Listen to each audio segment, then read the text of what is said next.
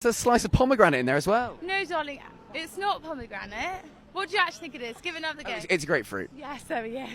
I don't know my fruit. So this TikToker named Emma Didi actually pointed out something that is on one hand hilarious, but on another hand very, very frustrating. And that is the simple fact that Americans, by and large, don't know what words mean. And in this specific case, it is Americans not knowing what communism or capitalism means. So in order to fix that, let me give you a little bit of a history lesson. First and foremost, you need to understand that Russia today is fundamentally a capitalist country. It is not communist, it is not socialist, it is not anything close. The fact that Americans haven't picked up on this is really strange because Russia has not been a socialist country for almost 30 years now. And what's even more frustrating about this is the fact that the United States actually played a direct role in making sure that Russia was no longer a socialist country. This all happened under Boris Yeltsin. What Boris Yeltsin literally did with the help of the United States was to convert the entire country of Russia from a socialist country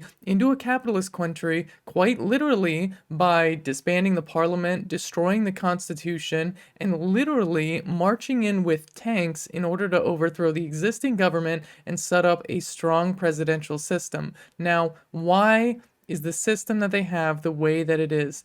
Well, it's pretty clear because Western powers knew that if people in Russia actually had democracy, they would have chosen to maintain their socialist system. Believe it or not, the USSR government in general and the system of the USSR was actually quite popular even up until its very last day. That's why so many people came in to protest the destruction of the USSR. So with the help of the United States of America and the promise that Russia would be able to be a social democratic country like Sweden or Norway, Boris Yeltsin overthrew the government, destroyed the constitution, and replaced their democratic system with a strong presidential system that was highly undemocratic. Now, this is quite literally the change that even allowed Putin to later come into power in the first place. And it was in fact a conversion from a socialist system to a capitalist system. So in modern Russia today, they have this strong presidential system with very, very limited democracy that isn't really allowed to impact the real structure of how the government works. It's why you have the system of oligarchy, but the United States has oligarchs just like Russia does. And this, I think, is one of the reasons why so many people are unwilling to accept that Russia is a capitalist country, because the truth of the matter is, the United States and Russia, at least economically and structurally, are really not all that different. The United States has oligarchs that have a huge influence over how policy works, just like Russia has oligarchs that have a huge influence over how policy works. And while more power is in the hands of Putin compared to the hands of Joe Biden, ultimately at the end of the day, they are both operating from a lens of making a profit and capitalism and capital interests being the primary driver of decision making. I think another reason why so many Americans are reluctant to accept the fact that Russia is in fact a capitalist country today is because being an adversary to Russia is something that is really viewed as necessary by the military industrial complex in the United States. And that's one of the reasons why the United States has tried to maintain tensions, despite the fact that Russia in the past several times has tried to de-escalate tensions. Like, for example, when Putin came into power, he actually asked to be part of NATO. That would have been good for preventing different types of conflicts, but it's definitely bad for the military industrial complex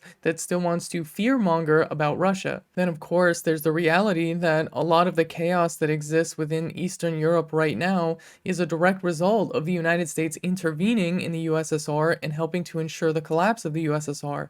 That collapse fundamentally left a lot of Eastern Europe in complete chaos, and it led to a rise of nationalist movements as leaders that were supported by the West and the United States were encouraged to basically have an extreme anti-communist bent. And if you know anything about the history of anti-communism, you can realize really quickly that anti-communism usually is just a mask that fascism wears. And so that is one of the reasons why in a lot of Eastern European countries you have these far-right nationalist movements growing that are actively trying to rewrite the history of World War II in such a way that paints the USSR as the bad guys. Now you need to understand who the two people that were fighting each other in Eastern Europe, right? It was the USSR versus the Nazis. The Nazis went and invaded all these Eastern European countries, and then the USSR came in and pushed back the Nazis. And while some of the countries were uncomfortable about the USSR forces being in there, ultimately, without the role of the USSR during World War II, World War II would have gone a completely different direction. We need to understand that the single most critical force in terms of pushing back the Nazis and defeating the Nazis in World War II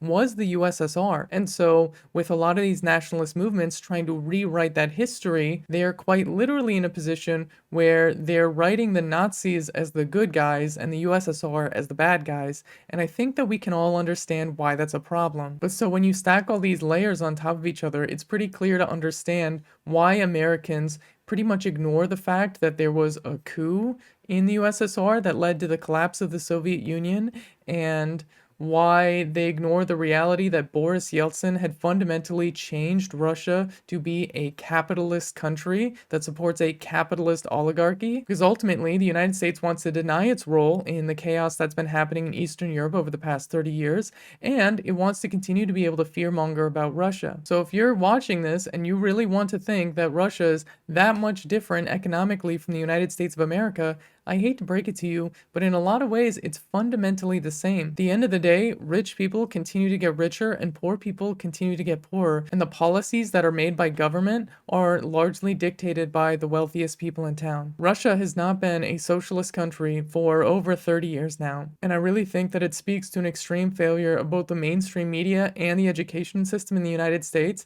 that people simply have no basic understanding of what economic systems really mean. The whole idea of socialism is to have democratic control over the economy. The whole idea of capitalism is that capitalists, which is to say those with capital, get to decide what happens with the economy. And I don't think there's really any argument as to whether or not the working class people of Russia have any control over how the economy is actually run. This is Ben Carollo with Rebel Headquarters. You can catch my show Galaxy Brain on the Young Turks Twitch channel every Friday at 4 p.m. Eastern Time. If you want to stay up to date with my content, you can follow me at Benjamin Carollo on Twitter. And for those of you that might be wondering or have noticed, my pronouns are in fact she, her.